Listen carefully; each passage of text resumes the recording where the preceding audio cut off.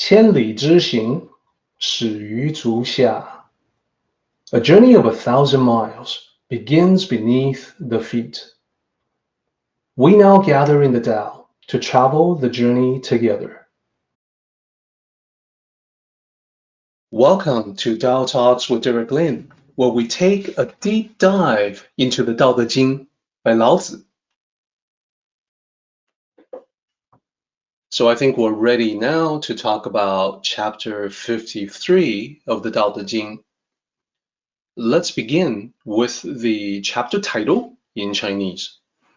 I kind of think it's neat just because this information is usually not available to most students in the West, so I'm happy to make it available to everyone.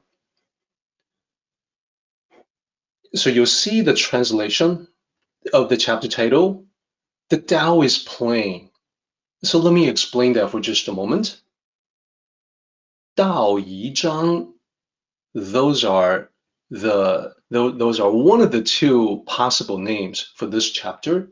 The first character, Dao, well, that's just the Tao.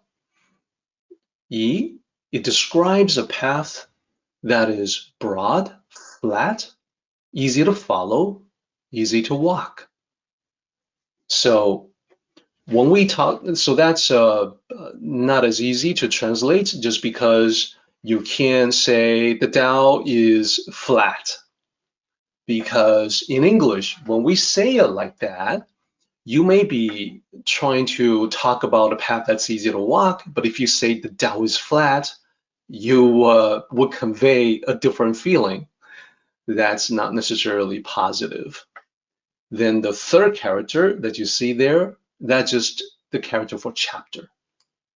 Now, in parentheses, you see the other name, the other possible name, Daodejing, where the first character there is Da, great, vast, grand, huge. Then the second character, well, same thing. That's the character for the Tao. Hopefully you recognize it by now. And then the last character, the same. It's just chapter. So you can also say chapter 53 is the chapter of the Great Tao. Now, if you stick to the other title, the Tao is plain, it's basically just talking about traversing the path, traversing the path in a life journey to be on the Tao, right?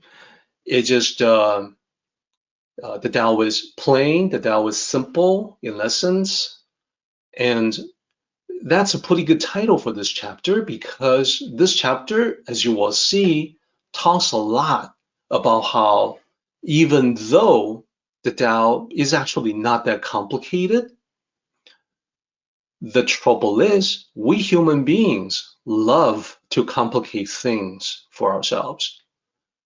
We have this tendency to make things more obscure and more difficult. Oftentimes, we don't even know we're doing it. So let's dig into this chapter, see what Lao Tzu has to say about the Great Tao, about the path being easy to travel. So here is Daodejing 53. If I have a little knowledge, walking on the Great Tao, I fear only to deviate from it. The Great Tao is broad and plain, but people like the side paths. The courts are corrupt. The fields are barren. The warehouses are empty. Officials wear fineries, carry sharp swords, fill up on drinks and food, acquire excessive wealth. This is called robbery. It is not the Tao. So when I got close to the end of this particular chapter, I was thinking, wow, okay, officials engaged in all these negative activities, things haven't changed in the thousands of years since Lao Tzu wrote these words. Today, we have officials, i.e. politicians, leaders, engaging in the same corrupt activities. And in modern times, it is still robbery. It is still not the Tao. I think I can get widespread agreement on that. Now, before we dig into all the details of the meaning of the lines, let's pull back for a moment and just do what we normally do, and that is look for the different sections, identify the different sections in this chapter.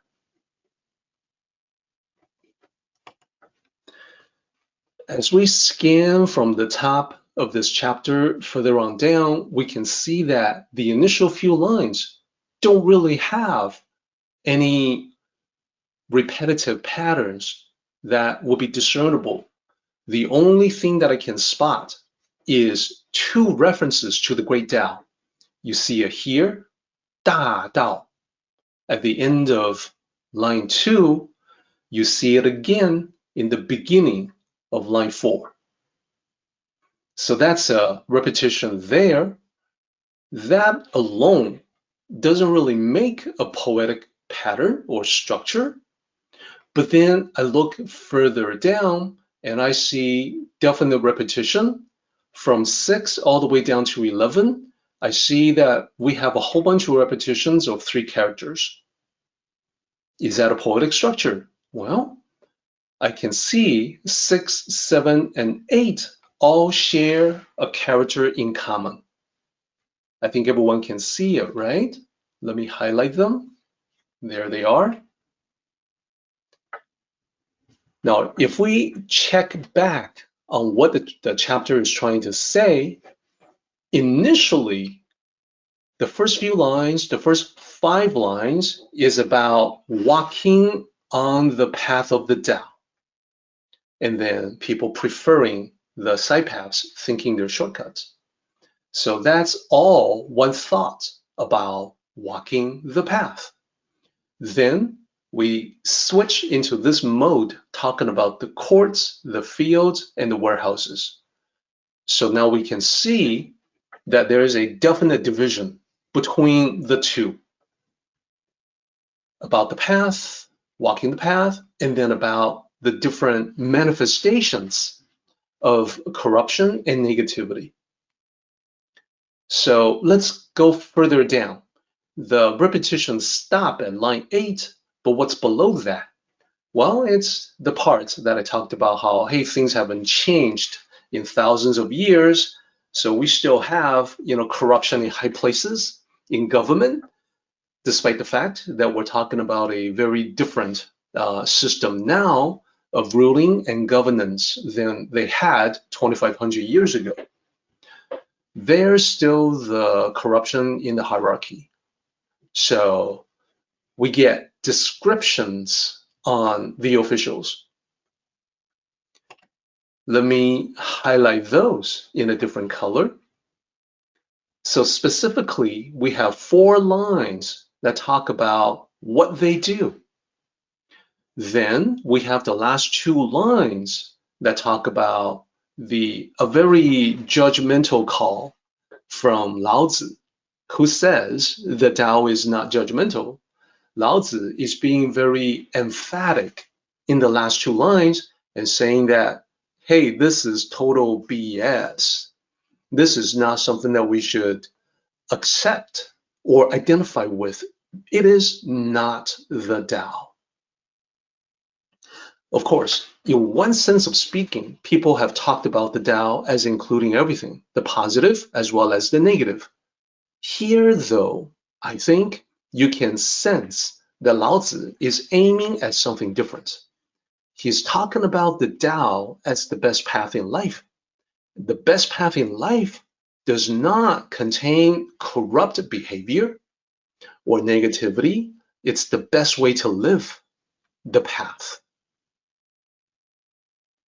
In the same context, so think about this. If you find it difficult to figure out the difference between the two, keep in mind that we do the same thing in English. For instance, when you are lost in the woods, there are potentially many different paths that you can take. Because you are lost, you don't know which way to go. So all the paths in the forest, you're lost in the woods, all of those different paths are possible paths. Any one of them can be the right path. Some of them can be the right path, but probably not all of them. Some of them will lead you in the wrong direction. Some of them will lead to dead ends. So if you then come across something, a guide in the woods, somebody who knows the way, you may say, still sticking with English, could you please show me the way? I want to get to a particular place. I want to get to the parking lot where I parked my car. I have no idea where that is. I want to go home. Can you show me the way?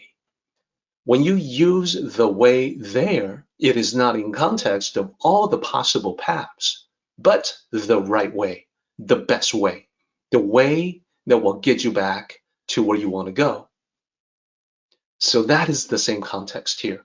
You can talk about the Tao as being all-inclusive, or you can zero in on the context of Lao Tzu, which is the Tao is the best path.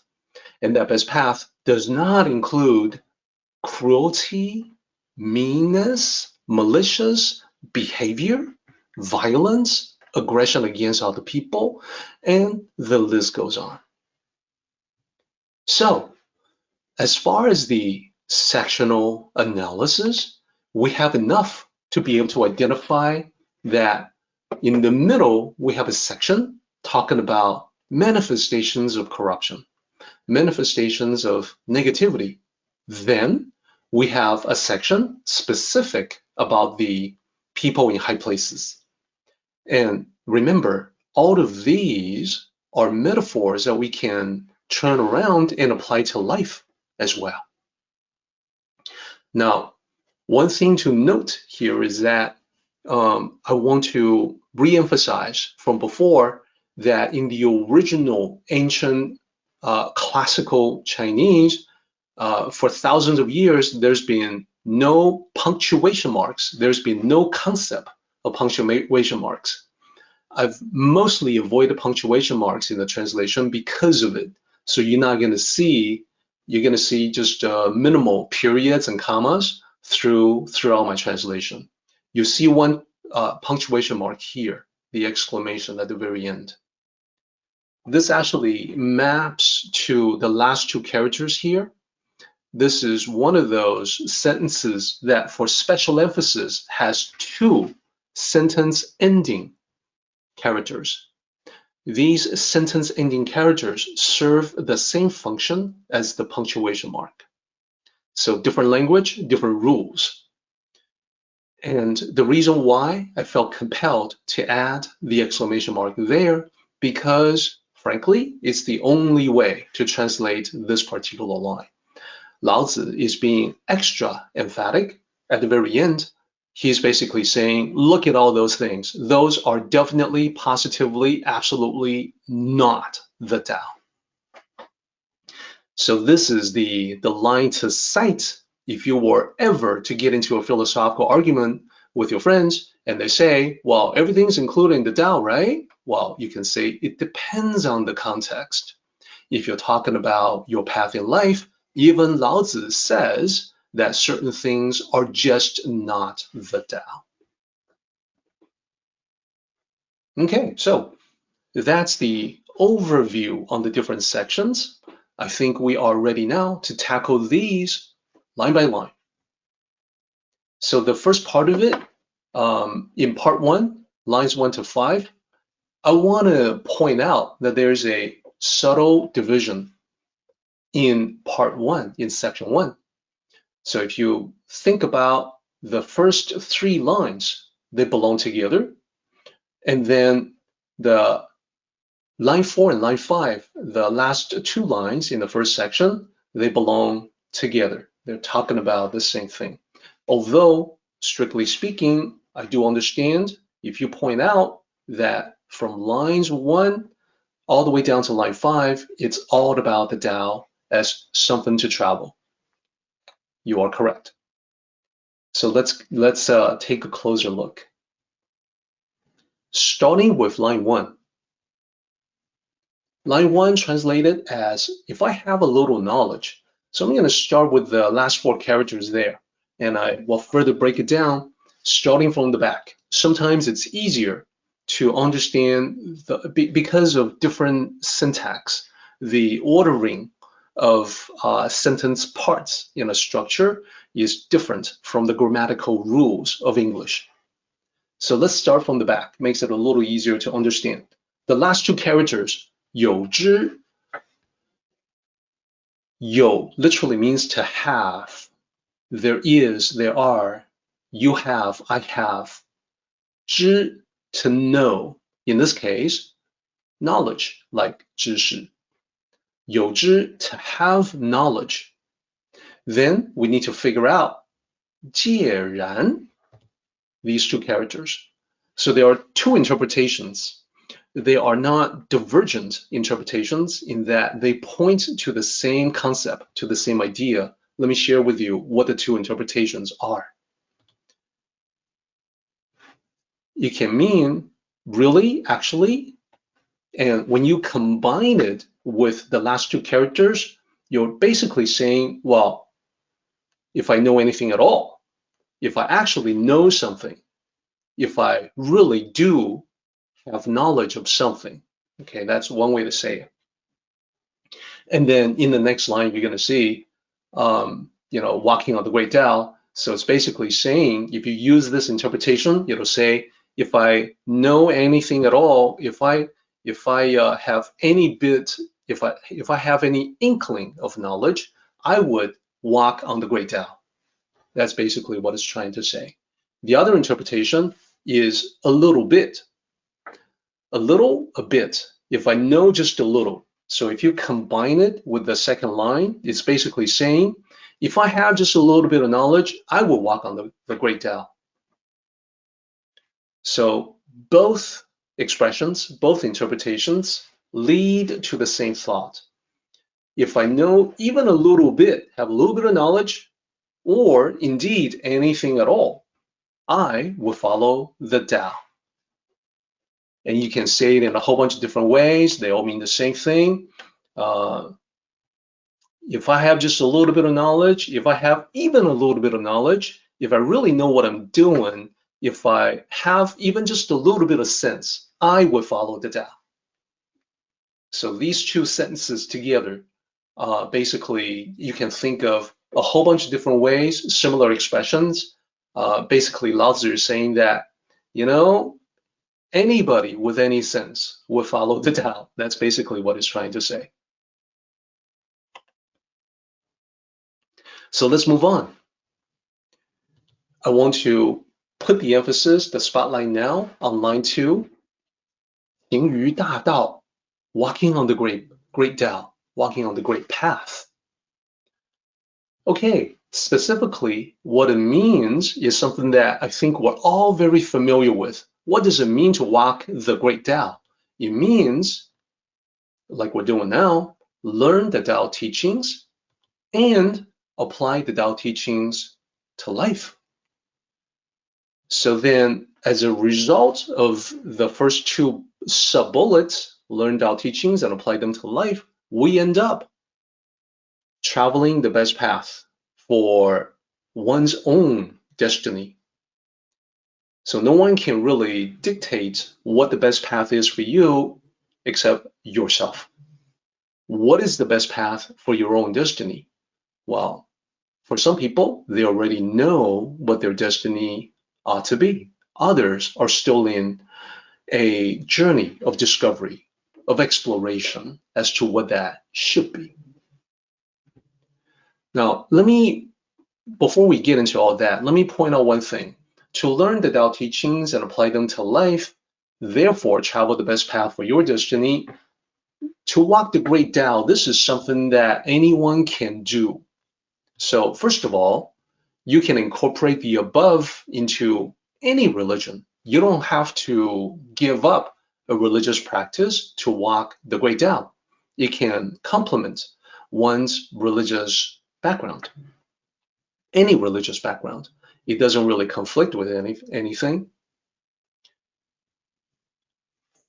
On the other hand, if you don't want to do that, if you don't have a religious background, you can also practice the above purely as a way of life, as a philosophy for life. So the Tao is not going to ask you to give anything up, certainly not religious beliefs. It can accommodate. The Tao doesn't really care about, the objective of your daily worship, for instance, or the lack thereof. This is why I say both the religious and the agnostic can appreciate the Tao. And I know for a fact that we have many people who describe themselves as atheists who listen to these recordings that we make every Sunday. There's no conflict. Okay, moving on. Let's focus on line 3. So the translation is, I fear only to deviate from it, meaning to deviate or stray from walking on the great path of the Tao. Let's break down the characters one by one. We have the first character there, meaning only. Second character, deviate. Third character is, and last character, fear. If you put it all together, what it says is, only deviating from the Tao, that is what I fear. Now, we probably want to say it in a different way in English, so the translation will be something like, my only fear is that I may deviate from the Tao, stray from the Tao. So this ties back into what Lao Tzu is saying, the first 2 lines. If I have even a little bit of sense, I would follow the Tao. The only thing that I would fear is that I would stray from it. Perhaps I don't know what I'm doing. I can't really see where I'm going. Therefore, I may stray or deviate from the Tao without knowing that's what I'm doing. So that would be my only fear. If I have even a little bit of sense, if I know anything at all. So right off the bat, in the beginning of this particular chapter, Lao Tzu is actually being very emphatic to start with. He's basically pointing to the Tao, and he's basically saying, this right here is the best thing that you can possibly do for yourself. Following the path is to our best advantage. You don't have to follow the Tao. It's completely up to you. If you decide to do that, it's good for you. And indeed, Lao Tzu would also say something like, if you have any sense at all, that's exactly what you would do, that you would follow the Tao and not stray from it. Therefore, anyone who takes this to heart would also understand that it's all you. Your progress, your accomplishments, your problems, your challenges, it's all you. If you follow the Tao, good things happen. That's how you can tell. If you fail to follow the Tao, you create problems. You can kind of tell that's the case. So that there is the first 3 lines. Lao Tzu being very emphatic about following the Tao, and basically a warning as well to not stray from the Tao. Let's continue on. Plenty more to talk about. Here we have the great Tao is broad and plain. So we need to focus on Yi, the last character there, to begin with. Here's opinion on that. It's simple. And the meaning is a broad, flat, and smooth avenue, perfect for walking. So in modern times, we might say a paved road. It's built for travel. It's built for convenience. So that's how the Tao is being described. It's a road that's made for you and me to travel. And this is because The Tao was always meant to be a practical guide to life, never meant to be puzzling, never meant to be intentionally vague, never intended to be open to many, many interpretations, all equally valid. That's actually not true at all. So let's break it down. Look at the entire line together. The great Tao is broad and plain. Now, the essence of the Tao is simplicity. What people sometimes will fail to understand is how simple the essence really is. There is nothing strange or hazardous about the Tao. Therefore, the great Tao is being compared to a wide road that's easy to travel. Nothing strange or hazardous, nothing dangerous about it. To walk this Tao one step at a time means it's all about living every day in an ordinary way, in accordance with the Tao, being present in every moment. So it has no secrets. If it has any secrets at all, I've just given them to you. It's about living every day in accordance with the Tao. Everything about the Tao is hiding in plain sight. No secrets, no ancient secrets that only a few selected special individuals have access to. No, indeed not. The access issue mostly is the artifact of the language barrier and cultural barrier. The original Daodejing was always meant to be clear, not secrets. So then, the other true thing about the Tao is that it has no riddles, not supposed to be enigmatic, not supposed to be a paradox, except in Western misconception. So overall, there is no drama about the Tao. Usually, there is nothing of interest to spectators and busybodies. And Tao practitioners themselves have expressed the same idea in different ways. They'll say, for instance, that the Tao is bland, without flavor. That's just another way to say the Tao is plain and simple. It's unexciting. It's uninteresting in a sense. But that's the reason why people like the side paths. The side paths give the illusion of being interesting and exciting. So let's talk about that. The next line says, people like the side paths. I want to start out with to tell you about the third character there. So usually when people look at this character, they will say that it's hao, and it means good or well. But that is only when it is used as an adjective. It's pronounced in the third pitch, hao. Example, ni hao ma. So a lot of people know this one already. It's 3 characters. The last character is serving the same function as the ancient characters that denote questions. So that's like a question mark. This is the signifier of a question. The middle character, hao, means good or well. Ni means you. Literally, you well, question mark. You are well? That's a literal transcription of ni hao ma. The actual meaning, the actual translation is how are you? It's the closest equivalent to how are you in English, ni hao ma. So there you see this character being used in the context of good or well. Now that's actually not what the character means in this line. In this context, it actually has an entirely different meaning here. And it's being used as a verb. If you want to seek the verb in the translation, the verb is like.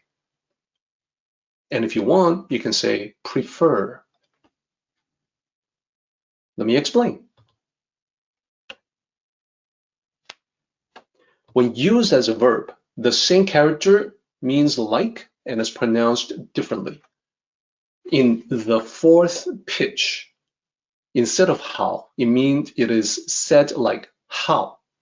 Now, how and how is the distinction is difficult for a native English speaker because in English, the pitches are not used in that way. The spoken pitch or tonal pitch in English is dictated by parts of speech.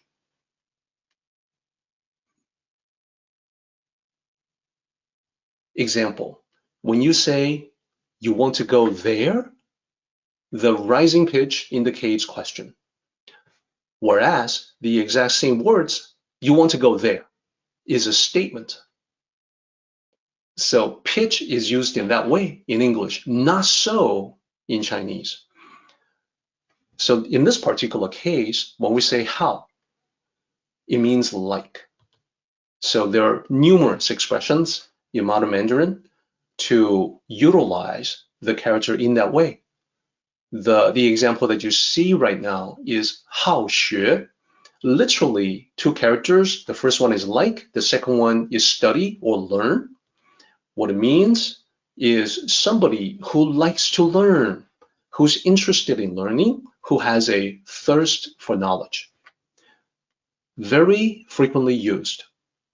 Then, 好动, where the second character there means to move. Somebody who likes to move. What does that mean? Well, somebody who's active, someone who is restless, can't sit still. 好动. Active and even hyperactive. So in the context of this line, it is used in the same way, like the side paths. So then the last character there is what we will look at, the last character in context of the entire line. So the last character there, small side road, it can be plural in Chinese. Singular and plural are contextual. So people like the side paths, plural, or the shortcuts. Now, when we say shortcuts, the side paths seem like shortcuts, but they invariably turn out to be not shortcuts. So we'll talk about that. This is probably the last concept that we have time to really go over today, but it's an easy one because it is something that's been that we've gone over twice before in two previous chapters. There's a common life pattern that we observe all the time. You know, people trying to take shortcuts in different aspects of life, but then they end up wasting time and they may even become lost. There are numerous examples of people succumbing to the lure of shortcuts. These are sort of like roadside attractions promising great benefits, but the promise never really bears fruit. Now, the same thing can happen in spiritual cultivation. People who wish to become more spiritual or to attain enlightenment, to be more at peace, to have more harmony in their lives, to be wiser, they may try shortcuts because the typical approach seems to take a very long time. Because of that, there are books, seminars, and gurus that cater to this demand. Now, in other aspects of life, it's the same thing. For instance, people want fitness, people want to be in better shape, and they don't have a lot of patience, so they look for shortcuts in that as well. There are books, seminars, and gurus that cater to this demand. So physically and spiritually, it's very similar. I have seen this particular book that's titled The Weight Loss Cure. And the subtitle for the book is, this is what they don't want you to know about. You know, there's a they that seems rather dark and ominous. The they that don't want you to know the secret to weight loss. So that is a surefire sign for a shortcut that promises a lot, but will end up not delivering anything.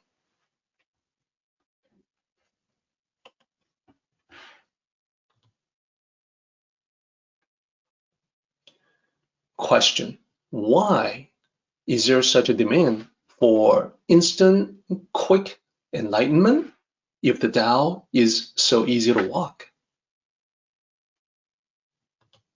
Why do people like the side paths? So a serious question. If you have a thought on that, I would definitely welcome your thoughts.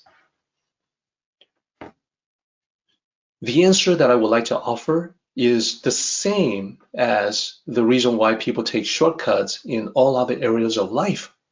They would like to save some time.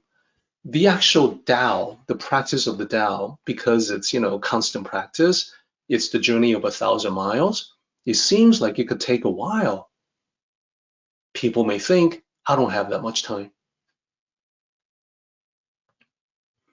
And I would definitely agree. My friend Sam says it's quite possibly due to ego and its distractions. I would say absolutely. Absolutely, that's the case. So ego is easily distracted by temptations, and the promise of something quick results, instantaneous gratification, that's one of the most tempting distractions out there. So the Tao is the easy path. That's what Lao Tzu is trying to tell us. But Lao Tzu also says it may not look straight or even. It may not appear like the easy path. This concept previously was talked about in chapters 41 and 45. And in those chapters, they talk about the Tao being the great straightness. Problem is, the straightness or evenness of the Tao is something that is metaphysical, not material. So those who are limited by material world possessions will not be able to see it. So I'll give you one quick example. This is a callback to chapter 41 that we talked about many months ago. So what it says, first of all, you see the exact same character there, yi. So it's describing the Tao as being easy to walk. It's a smooth path.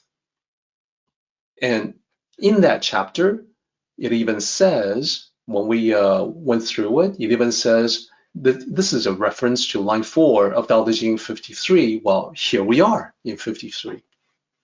The Tao is a broad and plain avenue. It is easy to walk. It doesn't seem that way to many because people are always looking for shortcuts. They want the secret that will let them win big for little or no effort. That's still true. That's still true today. But in reality, there's no substitute for putting in the work. That's quite true as well. So here's the plan to talk about this more completely. Let me back up one slide. When we reconnect on 53 next time, I would like to review 41 and 45, compare it to what it says in 53 to talk about this whole idea of the Tao being easy to walk, and yet people want shortcuts. So I think you will find that clarifying. For now, we're getting very close to the end of our meeting today, so I want to take us to the summary for what we have talked about so far.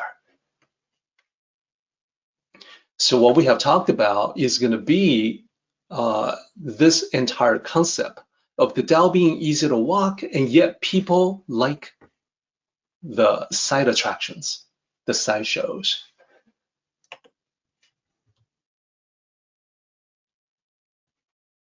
So the relevant Chinese characters are on the right, as you can see.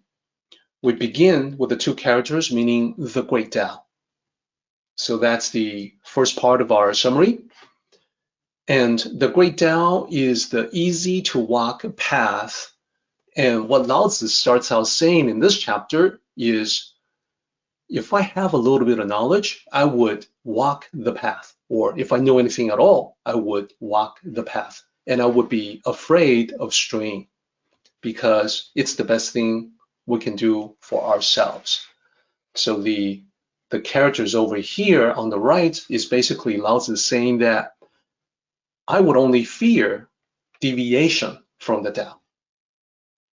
Then we get into a description of the Tao as a broad, smooth, even paved road meant for walking. And it's meant for walking not just for individuals, but for all of us. Over here on the right, we have the Great Tao is very easy to walk. It's essentially what it says. It is open and available to everyone. So when I say that it is meant for us, what I'm saying specifically is that it's a wide avenue. Therefore, we can all be on it together. So it's not single file. It's actually nice and wide, accommodates everybody. So the idea is, hey guys, let's travel down this path together as a group. So what we're doing now, virtually through the internet, is exactly the idea that Lao Tzu had before. It's a wide path, travel together. So we'll explore this next idea a little bit more next time. The Tao is the fastest and easiest route. It just doesn't seem that way to most people because they're limited by material world perceptions. Now, how can you tell that you're on the right path? They're both there. We'll explore this more as well next time. It is the way that brings you lasting happiness. Those of you who have been following the Tao, practicing the Tao with me, probably you have already seen this bullet point come to life. So then we just have to beware of the side paths, the shortcuts. There, the only thing I would say, I would point out, is that no books or teachers out there can quote unquote turbocharge your spirituality. It is something that grows. Remember, in 52, it specifically points out that your spiritual growth is a living thing. It's like a plant that grows from a sapling to a mighty tree. That process cannot be rushed. It's a little bit of growth every day. Therefore, anyone that promises to turbocharge anything, please take your healthy skepticism with you as you look at that. Please take what they say with a grain of salt. Our meeting has come to an end, but the journey continues on. Let us all travel safely so we can meet again. Until next time, may the Tao fill you with peace and happiness.